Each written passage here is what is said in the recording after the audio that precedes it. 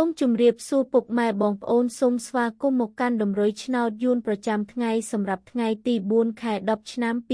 2025 Admin ក៏មានតម្រុយឆ្នោតពិសេសនិងល្អៗសម្រាប់ចែកជូនពុកម៉ែបងប្អូនផងដែរសូមបងប្អូនជួយចុច like និងជាវម្នាក់មួយផង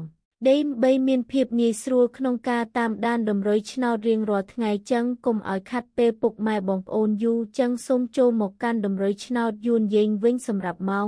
4:30 នាទីនិងម៉ោង 6:30 នាទីចឹងយើងចូលមកកាន់តម្រុយឆ្នោតយើងនៅថ្ងៃនេះវិញសម្រាប់លេខតូចពីលេខយើងវិញ Admin មានលេខ75 465 52 13សម្រាប់លេខពិសេស3លេខយើងវិញAdminក៏មានលេខ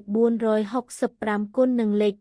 710គុណរីឯលេខអូសខ្ទង់Adminមានលេខ70អូសនិងលេខ10អូសផងដែរបងប្អូនដែលស្រឡាញ់និងចូលចិត្តលេខAdminអាចយកទៅផ្សងសំណាងបានសូមជូនពរឲ្យបងប្អូនទាំងអស់គ្នាហេងសំណាងល្អទាំងអស់គ្នាតម្រុយឆ្នោតយើងបានមកដល់ទីបញ្ចប់ហើយសូមជូនពរឲ្យបងប្អូនហេងសំណាងល្អមានលាភមានជ័យទាំងអស់គ្នាជួបគ្នានៅថ្ងៃស្អែកបន្តទៀត